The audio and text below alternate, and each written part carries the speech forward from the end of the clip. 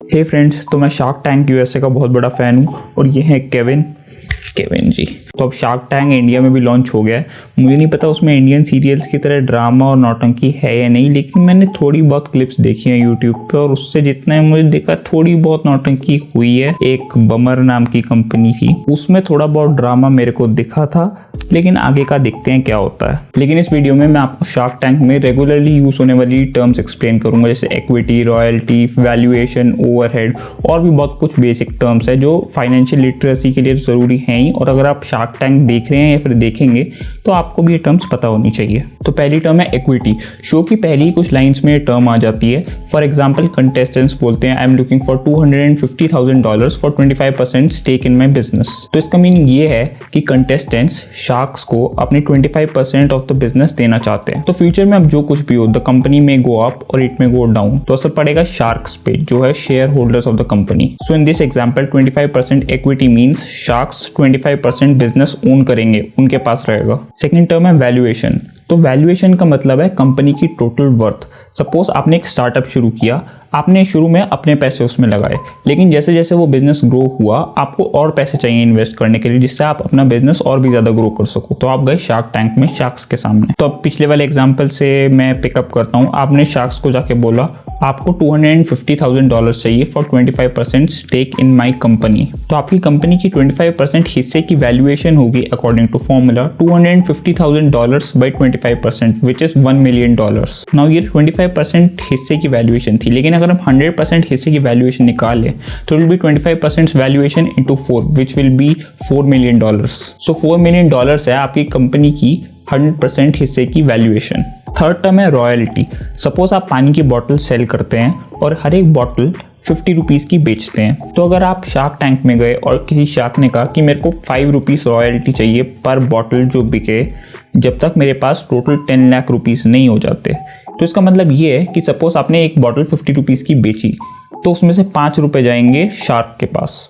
ये तब तक होगा हर बॉटल के साथ जब तक शार्क के पास टोटल 10 लाख रुपए नहीं हो जाते। रॉयल्टी बहुत सारे बिजनेसेस में चलती है और सक्सेसफुल भी है, लेकिन ये तभी सक्सेसफुल हो सकती है अगर आपका प्रॉफिट मार्जिन ज़्यादा है।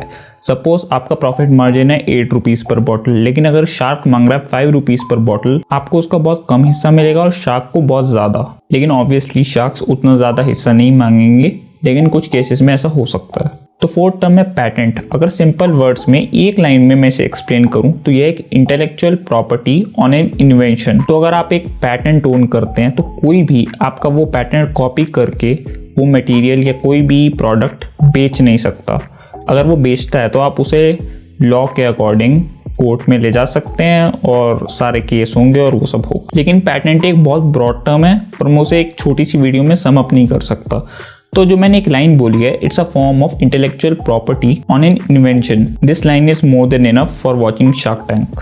फिफ्थ टर्म है कस्टमर एक्विजिशन कॉस्ट। ये कॉस्ट है जो आपको पे करनी पड़ेगी आपका प्रोडक्ट खरीदने के लिए, कस्टमर्स लाने के लिए। सपोज आप गूगल पे गए, आपने उनकी एड सर्विसेज के लिए 1000 रुपये का साइन अप किया, तो सपोज उससे 100 कस्टमर्स आपका प्रोडक्ट खरीदने के लिए आए। So will do 1000 by 100 which is 10 rupees पर कस्टमर। तो 10 रुपीज़ पर कस्टमर हुई कस्टमर एक्विजिशन कॉस्ट। तो 10 रुपीज़ आपको लगे एक स्ट्रेंजर को अपना कस्टमर बनाने के लिए। सिक्स्थ टर्म है ओवरहेड।